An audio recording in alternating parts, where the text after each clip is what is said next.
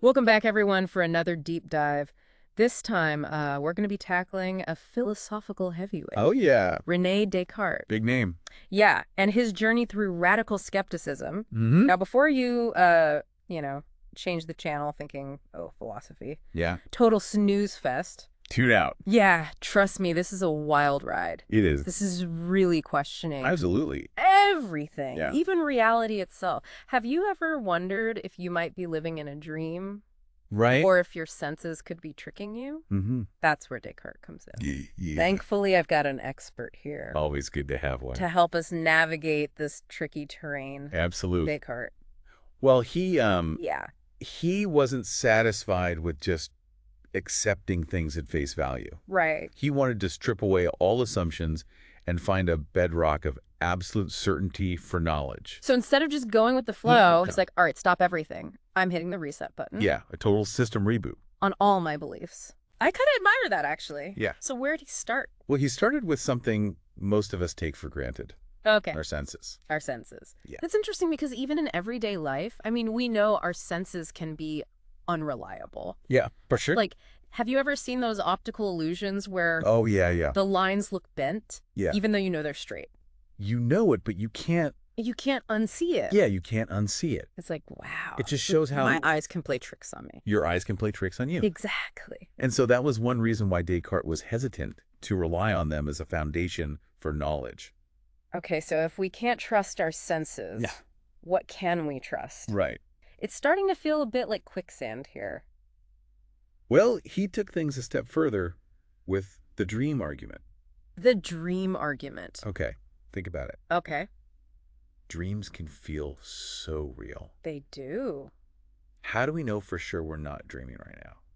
Whoa. Right?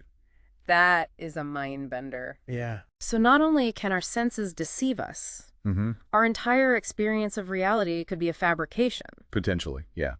Things just got a whole lot more unsettling. Yeah. And this is really what led him to one of the most famous thought experiments in philosophy. All right, lay it on me.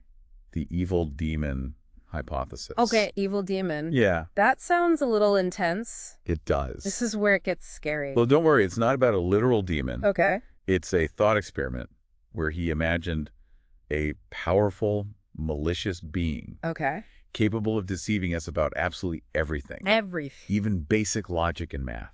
So he's basically like, all right, I'm going to stress test Yeah. all my beliefs Yeah. in the most extreme way possible. Yeah, if something can survive even this level of deception, Right. it must be truly unshakable. I like it. And that brings us to his famous breakthrough. Okay, here we go. I think, therefore I am.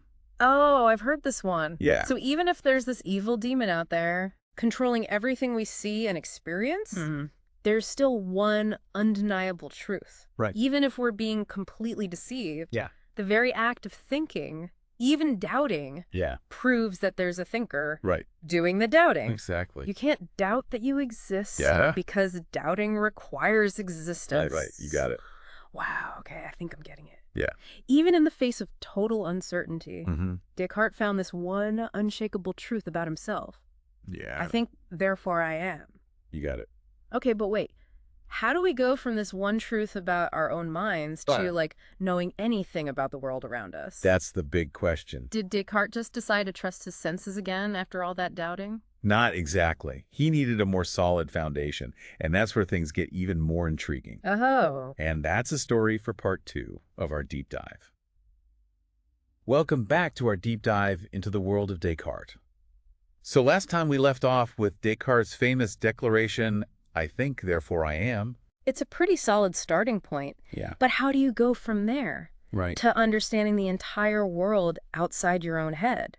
That's the million-dollar question. Yeah. Descartes knew our senses could be unreliable. Right? And he wasn't about to just go back on all that hard-earned skepticism. Right. He needed something more, Okay. a way to bridge the gap between the certainty of his own mind Mm-hmm. and the uncertainty of the external world. Okay. I'm on the edge of my seat here. Okay. What was his next move? He turned to an idea that had been central to Western philosophy for centuries. Okay. The idea of God. Hold on, God. Yeah. That seems like a pretty big jump. It does seem like a big jump. From doubting everything to suddenly bringing in the divine. Yeah. How did Descartes make that connection? Well, he argued that the very idea of God, Okay. a perfect, infinite being, Mm-hmm. must have been placed in his mind by God himself. Okay. Think about it. He said humans are imperfect. Right. How could we come up with the idea of perfection on our own? So it's like we're reverse engineering the concept of God. Yeah. We see evidence of perfection in the idea itself. Right. And therefore, there must be a perfect source for that idea. That's a great way to put it. Okay. And for Descartes, this was the key to unlocking the external world. The external world. Because God is perfect. He wouldn't deceive us. Okay. He wouldn't create a world where our senses constantly mislead us. So God becomes a kind of cosmic guarantor of reality. Exactly. If we can trust that God exists Right. and is benevolent, Right. then we can trust that the world we experience is fundamentally real. Precisely. Okay. And this allowed Descartes to build on his, I think, therefore I am foundation. Okay. He could now trust his reason and his senses because he believed they were ultimately backed up by a God who wouldn't allow for fundamental deception. That's a fascinating argument, Yeah. but I can already hear the objections. What Yeah. about people who don't believe in God? Right. Does that mean they're stuck in a world of uncertainty? That's a great question. And it gets at one of the most common criticisms of Descartes' philosophy. Okay. It's known as the Cartesian circle. Cartesian circle. Yeah. Sounds intriguing. Yeah. What's that all about? It's the idea that Descartes' argument relies on circular reasoning. Okay. He uses the idea of a perfect God to prove the reliability of reason. Okay. But then he uses reason to prove the existence of God. Ah, I see the problem. Yeah. It's like saying this book is reliable because it was written by a trustworthy author. Right. And we know the author is trustworthy because this book says so. Exactly. It's a bit of a logical loop-de-loop. It is. And this has led to centuries of debate about whether Descartes' attempt to ground knowledge in absolute certainty ultimately succeeded. Right. So even though Descartes might not have completely nailed it, Yeah. he still gave us a powerful framework for thinking about these fundamental questions. Absolutely. His work sparked a revolution in philosophy, Okay. shifting the focus to epistemology, the study of how we know things. How we know things. Yeah. And that's something we're still grappling with today in everything from science to artificial intelligence. That's so true when you think about it. Descartes was wrestling with questions that are incredibly relevant in the 21st century. Oh, for sure. Like, how do we know what's real in a world of fake news and deepfakes? Right. How can we be sure we're not living in some kind of elaborate simulation? Yeah. These are questions that are still very much alive. Right. And while Descartes' answers might not satisfy everyone, Sure. his questions continue to resonate. Yeah. He gave us a powerful set of tools for examining our own beliefs and searching for a solid foundation for knowledge. That's a great point. It's not necessarily about agreeing with Descartes' conclusions, Right. but about learning from his method, Yeah. his relentless pursuit of truth. Exactly. And that's something we can all apply in our own lives. Mm-hmm. We can ask ourselves, what are my assumptions? Right. What evidence do I have for my beliefs? Okay. Am I open to changing my mind when presented with new information?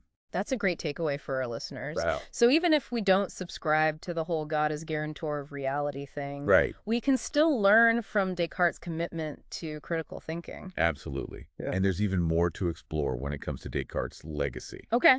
especially his impact on science and technology. All right. We'll delve into all that in part 3 of our deep dive. Welcome back, fellow deep divers. We're wrapping up our exploration of René Descartes and his quest for certainty. Yeah. Last time, we were wrestling with the idea of God as a guarantor of reality. Right.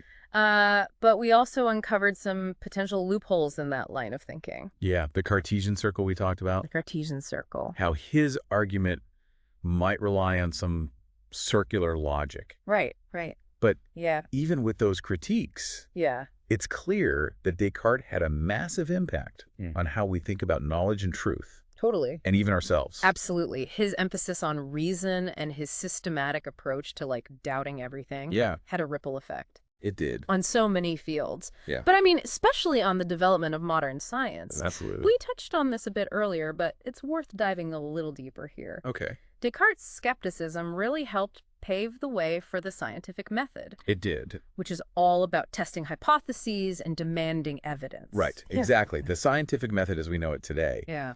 owes a lot to Descartes' emphasis on methodical doubt. Okay.